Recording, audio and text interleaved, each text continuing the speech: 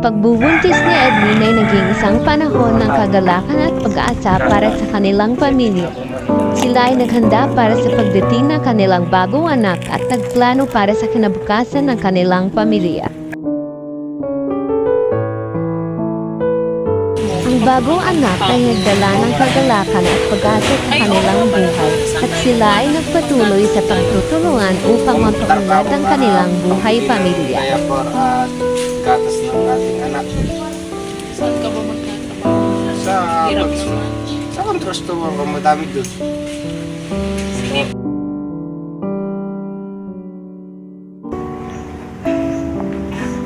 Morning, mahal. Good morning to.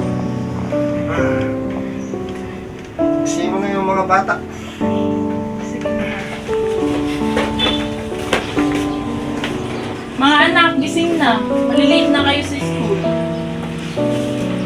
Agad na bumangon si Hannah at Melody upang makapag-ayos para sila ay pumasok sa paaralan.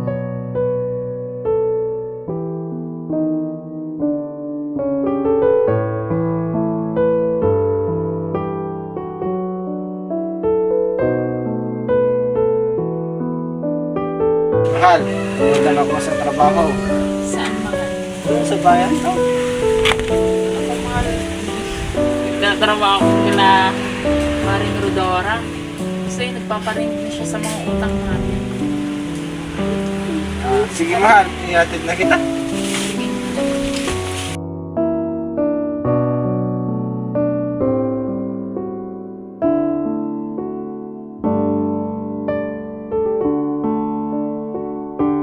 Dumating ang isang kolektor ng utang na si Alexis upang singilin ang pamilya ng kanilang utang sa upa ng bahay, kuryente at tubig.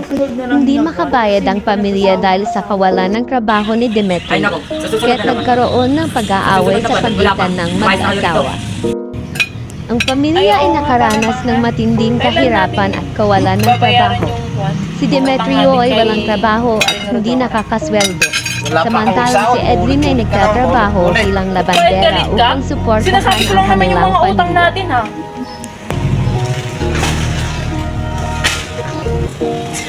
Sige, saktan mo ako! Saktan mo ako! Tay! Tay! Huwag mong saktan si Inay! Man? Ina, papasok mo ako pa rin. Ang mga anak na sina Hannah at Melody ay nahihirapan din sa kanilang pag-aaral dahil sa kakulangan ng suporta at pinansyal. Pwede bukas na lang tayo pumasok. Walang hindi papasok ngayon. Ngunit sa huli, nagkaroon ng pagbabago sa sitwasyon ng pamilya nang makahanap ng trabaho si Demetrio at makabayad ng kanilang mga utang. Nagpapatawad si Edwin kay Demetrio at nagtutulungan silang mag-asawa upang mapaunlad ang kanilang buhay pamilya. Baka mapagbayad na tayo kay Maring Rodora. Pala sa sinabi ko at nagawa ko noon na Okay lang mga. Ang mahalaga magkakaayos na tayo. Na pala po ng utang namin. Ito nga pala yung kuryente, tubig, at saka yung upa namin. Sa wakas, nakabayad na kayo. Magbayad din sa tamang araw. Oo nga. Ang pamilya ay hindi lamang tungkol sa dugo at relasyon. Ito ay tungkol sa pagmamahal, pagtutulungan at pag-asa. Ito ay tungkol sa pagiging matatag at pagharap sa mga pagsubok ng buhay.